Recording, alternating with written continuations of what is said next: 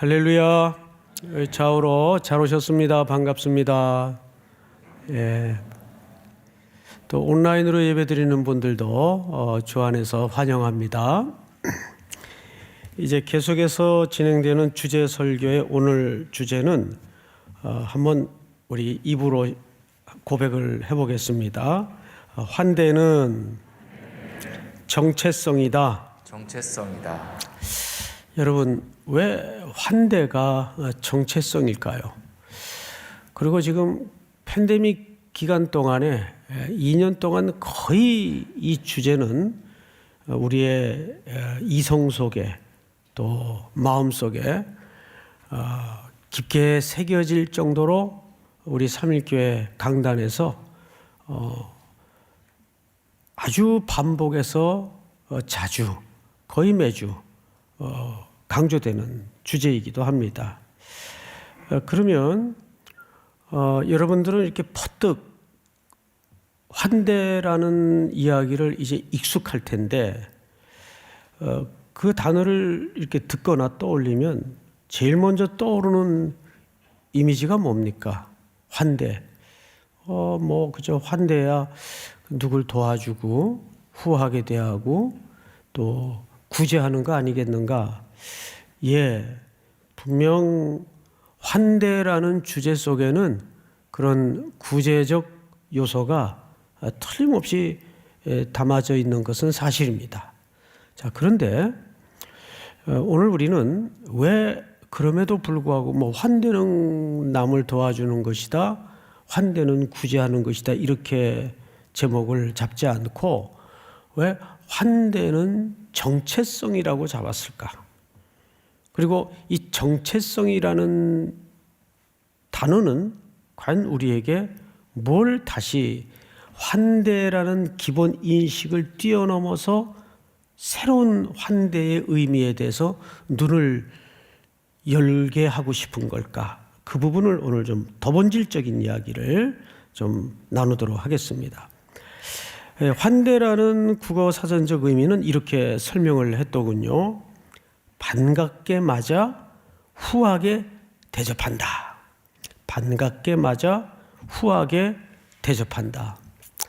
근데 여러분, 사실 현대인들이 이런 태도로 환대를 하기에는 시대 자체가 그렇게 녹록지 않잖아요. 어느 때보다도 타인에 대해서 전부 마스크도 끼고 있고 또 저 사람이 어떤 사람인지도 모를 텐데 타인에 대한 불안감 또 두려움 이런 것이 사회 곳곳에 배겨져 있단 말이에요. 근데 상대방이 어떤 존재인지를 알고 우리가 이렇게 선뜻 문을 열고 다가설 수 있을까? 그게 쉽지 않은 주제죠. 그래서 우리는 첫 번째로 이 환대라는 주제를 단순히 구제라는 공식을 좀 뛰어넘는 더 본질적인 접근이 필요한데, 환대라는 것은 정확히 사람을 대하는 태도입니다. 누군가를 돕는 것도 환대지만은 그거를 훨씬 뛰어넘어서 환대는 사람을 대하는 뭐라 그랬죠? 태도예요. 그게 진짜 환대예요. 성경은 사실 환대라는 주제에 대해서 그것을 얘기하고 있습니다. 보통 마가복음이나 마태복음은 예수님의 첫 시작을 이렇게 설명을 했어요. 회개하라. 뭐가 가까웠느니라? 천국이 가까웠느니라. 그런데 유독 공감복음 속에서 오늘 본문으로 채택된 누가만은 예수님의 사역의 시작을 전혀 다른 색채로 시작을 알립니다. 그것이 오늘 본문이에요. 자, 이제 성경으로 눈을 돌려서 우리 보도록 하십시다. 누가복음 4장 16절을 보세요. 예수께서 그 자라신 곳 나사렛에 이르사 안식일에 늘 하시던 대로 그 예수님도 안식일을 지키셨고 또 회당에 가셔서 가르치기도 하시고 또 예배도 드리곤 하셨던 것 같아요. 늘 하시던 대로 회당에 들어가서 성경을 읽으려고 어떻게 하셨어요? 쓰셨어요. 우리도 성경 읽을 때는 다 일어나죠. 그게 성경적이에요. 하나님의 말씀을 이제 받는 시간이란 말이에요. 근데 위에서 무언가를 그것도 어마어마한 주의 말씀을 주시는데 우리가 떡하니 앉아가지고 받는 건 그건 예의가 아니겠죠. 기본적으로 예수님이 말씀을 읽으시기 위해서 말씀을 받기 위해서 일어서셨어요. 그리고 성경을 또 보십시다. 선지자 이사야의 글을 드리거늘 책을 펴서 이렇게 기록된 데를 찾으셨어요. 선지자 이사야의 글이 있는 두루마리를 펼치셨겠죠. 그리고 어디를 찾았는가 하면 바로 이사야의 글, 우리가 지금 누가복음에는 18절, 19절로 표기되어 있는데 주의 성령이 내게 임하셨으니 이는 가난한 자에게 복음을 전하게 하시려고 내게 기름을 부으사. 기름을 붓다라는 말은 이것이 바로 메시아라는 뜻입니다. 메시아라는 말이 기름을 붓다. 이걸 또 헬라말로 바꾸면 그리스도, 크리스토스라고도 부를 수가 있죠.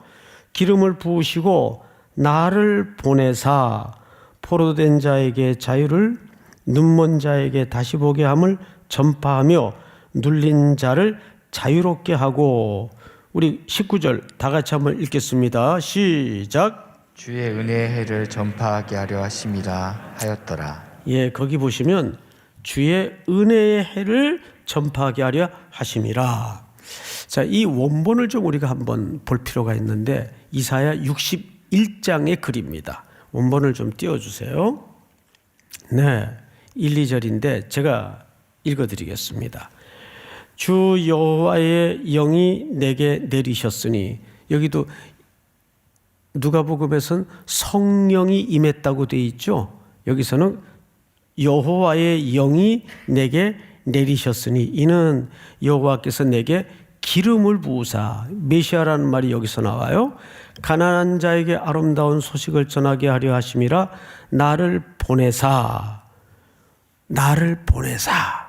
그러니까 이 말은 이제 오실 메시아를, 기름 부음을 받은 자를 예언하는 이사야의 예언이죠.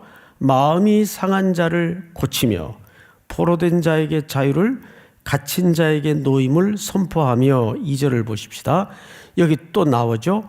여호와의 은혜의 해. 누가복음에도 나와요, 안 나와요? 예, 나오죠.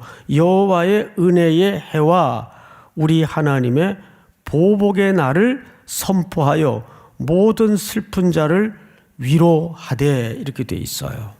자, 여기 가장 중요한 단어가 은혜의 해라고 소개합니다. 예수 그리스도께서 이 땅에 보내시고 그 임하셔서 누가복음에서는 예수님의 사역을 시작할 때 드디어 뭐가 시작이 됐다는 거예요? 은혜의 해가, 은혜의 때가 시작이 됐다는 거예요. 그럼 여기 은혜의 해라는 말이 도대체 무슨 말일까? 이 말이 정확하게 원문적으로는 환대입니다. 이 은혜가 받아들여짐, 그런 의미예요. 그러니까 이 은혜는 무슨 뜻이라고요? 환대하는 거예요. 누가? 예수님이 이 땅에 하나님에 의해서 왜 보냄을 받았죠? 우리를 어떻게 하기 위해서? 환대해 주기 위해서.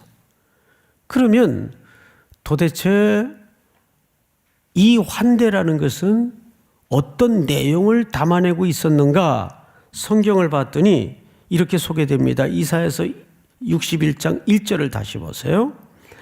주 여호와의 영이 내게 내리셨으니 이는 여호와께서 내게 기름을 부으사 가난한 자들에게 아름다운 소식을, 또 마음이 상한 자를 고치며 포로된 자에게 자유를, 갇힌 자에게 노임을 선포하며, 이 글을 세례 요한도 알고 있었어요. 그런데 자기가 옥에 갇혔는데 분명히 자기가 소개한 그 그리스도가, 메시아가, 그 예수님이 갇힌 자기를 그대로 그냥 방치하고 두는 듯한 오해를 가졌어요.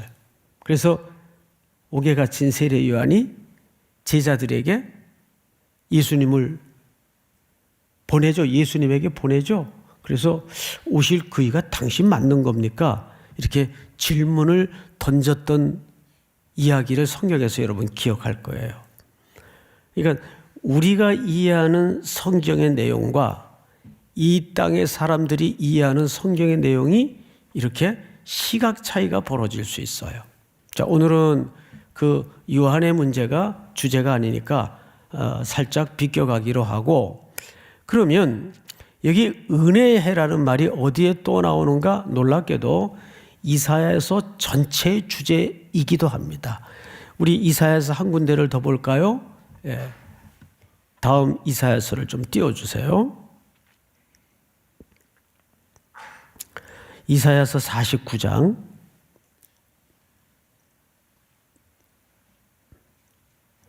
예, 제가 그냥 읽어드리겠습니다.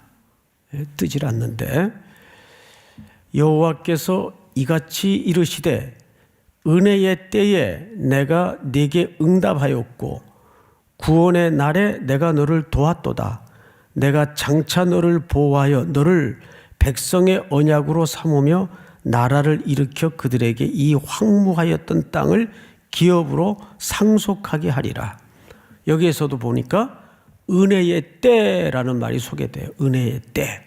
이 말이 환대의 날에, 그러니까 결국 예수님께서 이 땅에 오신 목적은 어디에 있습니까?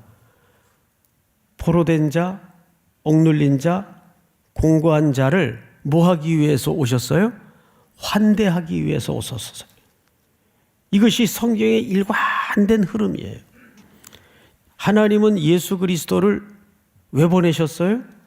우리를 환대하기 위해서 부르셨어요.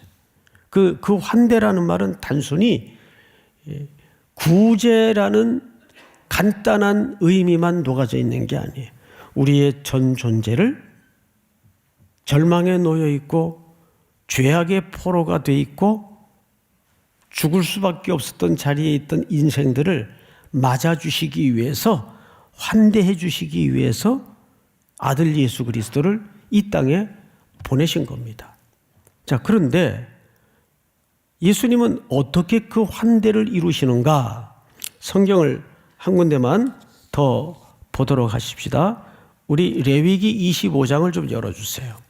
레위기 25장 8절. 너는 7 안식년을 계수할지니. 자, 안식년이 7이면 몇 년이 지나야 됩니까?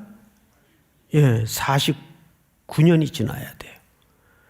그러니까 7이 겹치는 해니까 49년째는 큰 안식년이에요. 그래서 이것을 다른 안식년과 똑같이 지낼 수가 없어서 큰 겹쳐지는 안식년이니까 다음 해 플러스 1년을 해서 그 다음 해를 무엇로 지키냐면 희년으로 지켜요. 그러면 그년이란다. 죄송합니다. 네. 그 해가 이건 죄송합니다. 그 해가 무슨 해가 돼요? 희년이 돼요. 희년. 자, 너는 7 안식년을 계수할지니 이는 7년이 7번인 즉 안식년 7번 동안 곧 49년이라. 맞죠? 다음 절. 7째 달 열흘날은 속죄일이니. 놀랍게도 언제부터 헤아리기 시작하냐면 7월 10일, 유대 달력입니다. 유대 달력으로 7월 10일을 속죄일이라고도 하고 대속죄일이라고도 하는데, 속죄일이니 너는 뿔나팔 소리를 내되 전국에서 뿔나팔을 크게 불지며. 자, 마지막은 같이 한번 읽읍시다. 시작. 너희는 50년째 해를 거룩하게 하여 그 땅에 있는 모든 주민을 위하여 자유를 공포하라. 이 해는 너희에게 희년이니 너희는 각각 자기의 소유지로 돌아가며 각각 자기의 가족에게로 돌아갈지며. 예, 여기 놀라운 이야기가 담아져 있어요. 안식년을 7번 헤아리는 출발 날이 7월 10일이에요. 근데 그날이 무슨 날이라 그랬죠? 대속죄일이에요. 그러니까 대속죄일은 누구의 죽음을 예표하는 그림인가 하면 어린 양의 희생과 어린 양의 죽음을 상징하는 날이에요. 근데 그날은 1년에 한 번씩 대제사장이 백성들의 죄를 속하기 위해서 희생 양을 잡아 성소 안으로 들어가는 날입니다. 그러니까 안식년은 그날부터 카운트하는 거예요. 몇 년까지? 50년째. 그래서 50년째를 뭐라 그런다고요? 희년이라 그래요. 근데 그날이 되면 너희는 50년째 해를 거룩하게 하여 그 땅에 있는 모든 주민을 위하여 첫째 뭘 공포해요? 자유를 공포해요. 이 해는 너희에게 희년이니 너희는 각각 자기의 어디로 돌아가며 그리고 어디에게로 돌아갈지며. 예, 이상하죠? 그러면 이 사람들이 자기 유업으로 분배받은 땅에서 지금 어디론가 떠나 있다는 얘기예요. 그 유업을 지키지 못하고. 자, 처음에 가나안 땅에 들어가면 그 이스라엘 백성들에게 하나님이 다 지파마다 땅을 골고루 나눠줬어요, 안 나눠줬어요? 나눠줬어요. 똑같이 나눠줬어요. 그런데 그 중에는 그 땅을, 다시 말해서 그 유업을 지키지 못하고 부득이한 형편에 따라서 다른 사람에게 넘겨야 되는 사람들이 나올까요, 안 나올까요? 나온단 말이에요.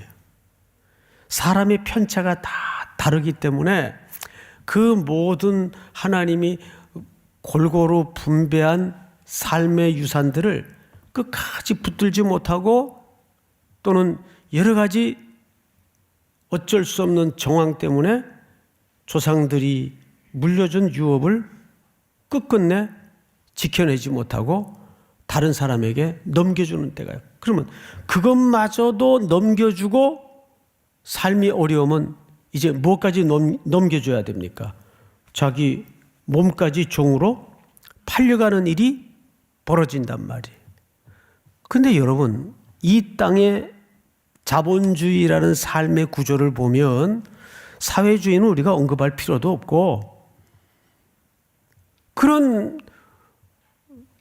불편한 상황들, 어쩔 수 없이 균형이 깨지는 상황들이 사람의 편차에 따라서 우리가 저기 못 사는 나라에 태어났다고 하십시다.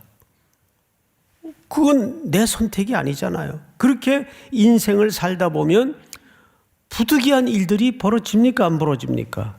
벌어진단 말이에요.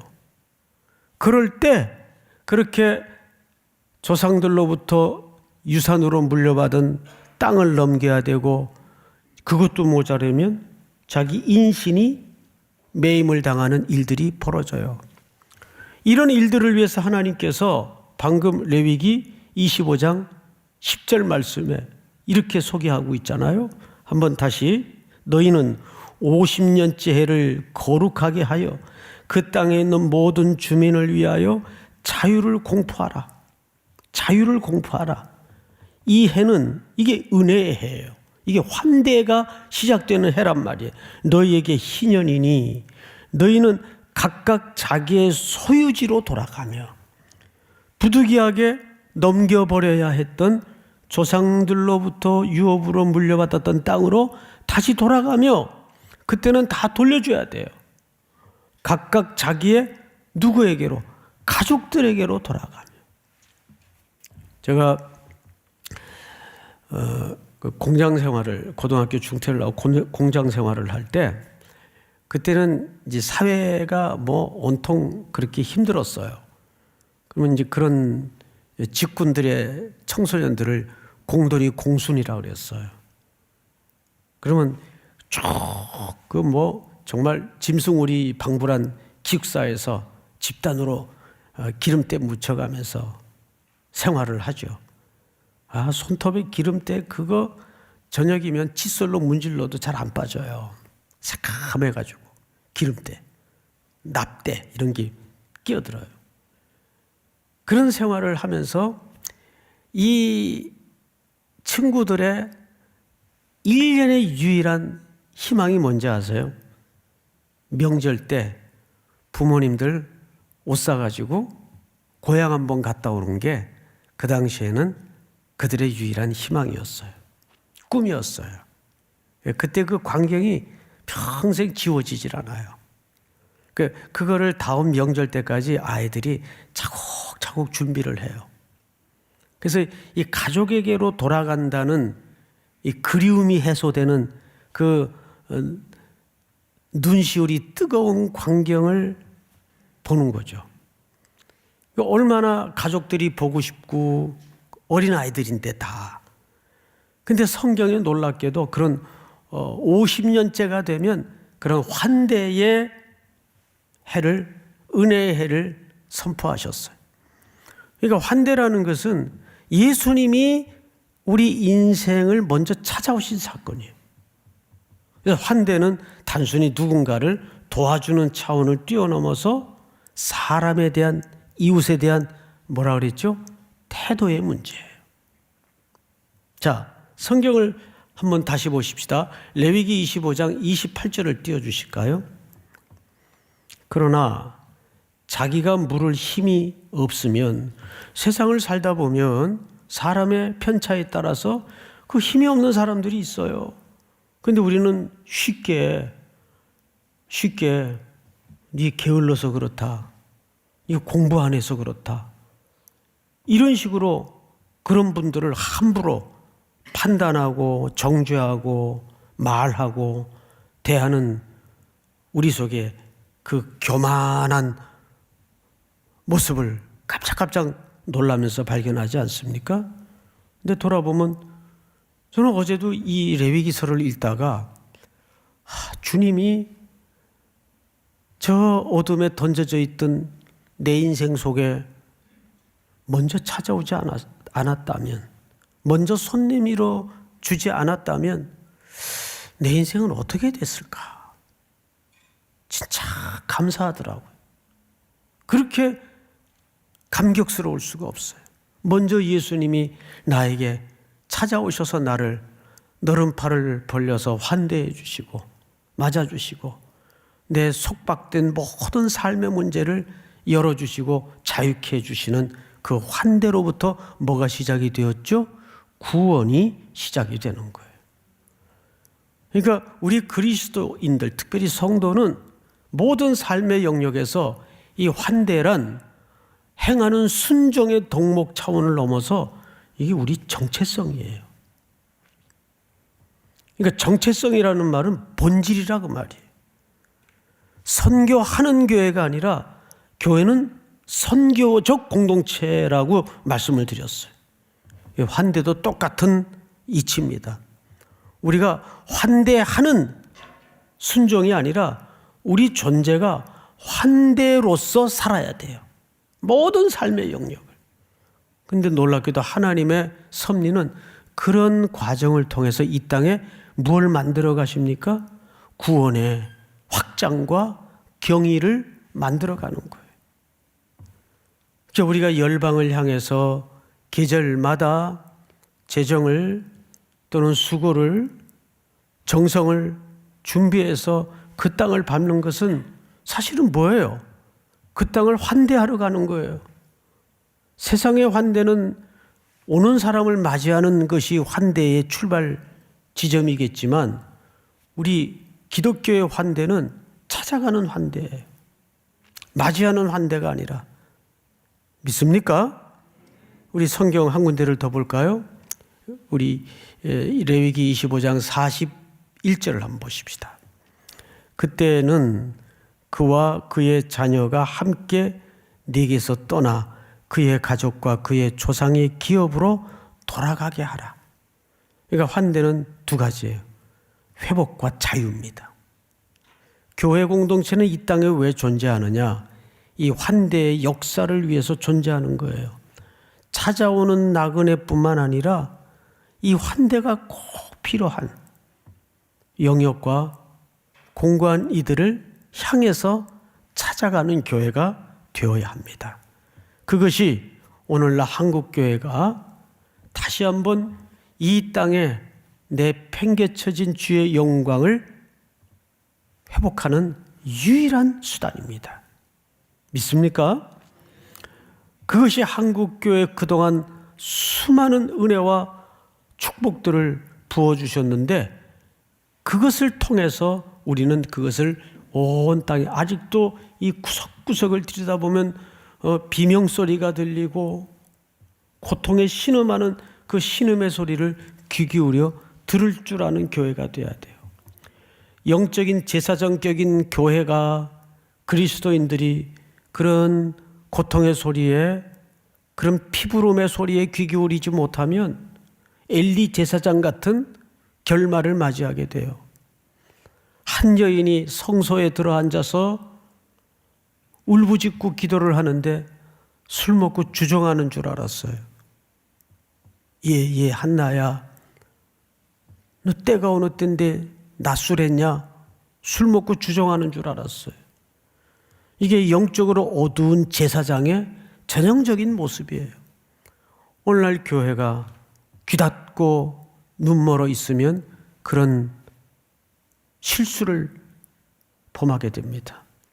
항상 세상의 고통에, 세상의 약자들을 향해서 우리는 민감하게 귀를 열고 눈을 떠야 됩니다. 그게 환대의 출발이에요. 늘 눈물이 있는 곳이 성지라는 것을 잊어버려서는 안 돼요. 그래서 환대는 정체성이면서 동시에 이웃을 향한 성도들의 뭐예요? 태도입니다. 믿습니까? 마지막으로 우리 성경 한 구절을 더 보겠는데요. 히브리서 13장을 좀 띄워주세요.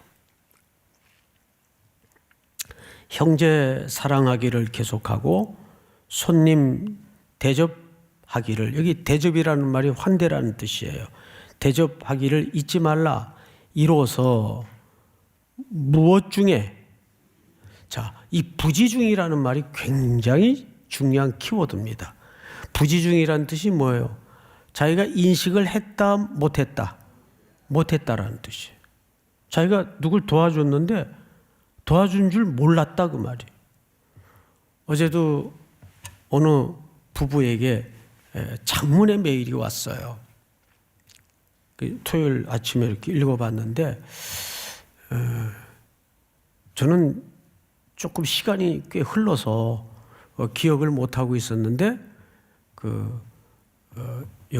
신촌에 있는 대학에 다니는 형제인데 제가 등록금을 대줬다는 거예요. 저 진짜 기억을 못하고 있었는데 그러면서 논문을 하나 보내드렸으니까 받아보시라고. 그래서 제가 이런 글을 썼어요. 저는 도와드린 기억이 없습니다. 그리고 사람은 누구를 도와줄 수 있는 존재가 아닙니다. 그저 하나님이 한 곳에 흐르게 한 것을 나누는 것뿐이죠. 우리는 그리스도 외에는 도움이라는 표현을 쓸 분이 안 계세요. 내 인생에 허락한, 또 우리 교회에 허락한 어떤 것들을 그냥 흘려보내고 나누어 줄 뿐입니다. 마태복음에도 보면 너희가 내가 갇힐 때 돌보아 주었고 헐벗을 때 옷을 입혀 주었고 줄일 때에 먹을 것을 주었다. 그랬더니 그 의인들이 뭐라 그래요? 경상도 말로 언제예? 전혀 기억을 해요, 못해요? 기억을 못해요. 부지 중에 기억을 못한다는 것은 무슨 뜻이에요? 그거를 본성으로 했다는 뜻입니다. 하나님의 백성된 본성으로 했다는 뜻이지 그걸 의도를 가지고 했다는 뜻이 아니에요. 바로 그게 정확한 정체성의 정의예요. 우리 성도의 라이프 스타일은 그래서 이 환대가 뭐가 돼야 돼요? 본성이 돼야 돼요. 믿습니까? 저도 돌아보면 오늘날 그저 부족하지만 송태근이라는 자연인이 하나 이렇게 만들어지기까지 전부 도움을 받고 왔어요. 1서부터 100까지 다 도움을 받고 왔어요. 성도들의 도움, 특별히 교회의 도움. 그 도움 없이는 저라는 존재 자체가 성립이 안 될 정도로 헤아려 보니까 전부 도움을 받고 왔더라고요. 거기서 구원이 이루어지고 거기에서 하나님의 은혜가 또 모아져서 또 어떤 형태로인가 흘러가는 경이로운 과정에 내가 얹어져 있더라고요. 이것이 성도의 뭐죠? 라이프 스타일이에요. 그래서 우리는 조심스럽게 4가지 결론을 한번 정리해 봅니다. 첫 번째. 환대는 이웃을 대하는 무엇이다? 태도이다. 한번 읽어보십시다. 1번 시작. 환대는 이웃을 대하는 태도이다. 두 번째, 우리의 하나님의 환대의 결과이다. 그렇죠. 우리의 구원은 하나님이 아들 예수 그리스도를 보내시어 십자가에 죽으심으로써 우리를 환대하신 결과가 우리의 구원이에요. 그렇다면 세 번째로 시작. 환대는 성도의 정체성이다. 순종의 행위보다 더 본질적인 거죠. 환대는 성도의 뭐다? 정체성이다. 마지막 4번째 시작. 교회와 성도는 환대의 공동체로서 이 땅의 자유와 회복을 가져와야 한다. 아멘. 우리 삼일교회 성도들의 환대를 통해서 아직도 이 땅 구석구석에 희망을 잃어버리고 삶의 의지를 꺾여버린 채 절망으로 살아가는 곳곳에 여러분들이 보내어지고 찾아가서 그들을 일으켜내고 그렇게 선순환의 구원의 강물이 온 땅을 살려내는 은혜의 강물로 흘러갈 수 있기를 주님의 이름으로 축원하고 축복합니다. 우리 다 일어나십시다. 나의 한숨을 바꾸셨네.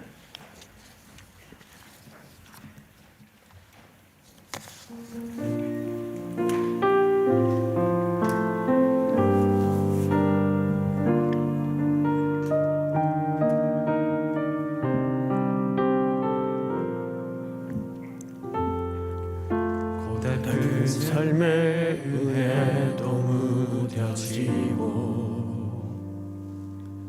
곧 사라질 것에 내 맘 두네. 헛되고 헛된 것들을 바라보며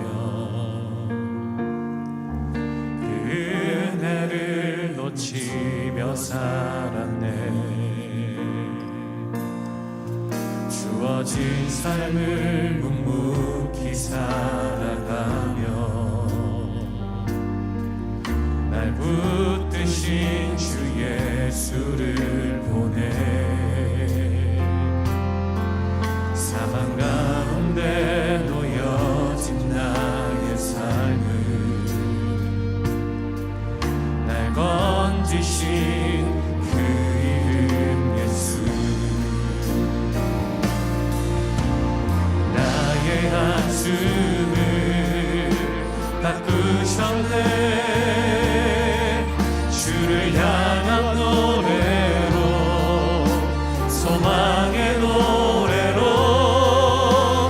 나의 눈물을 거두신 주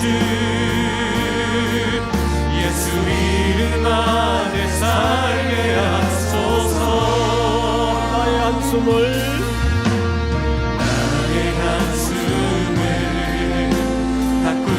없네. 주를 향한 노래로 소망의 노래로 나의 눈물을 거두신 주 예수 이름 안에 살게 우리 다시 한번 나의 한숨을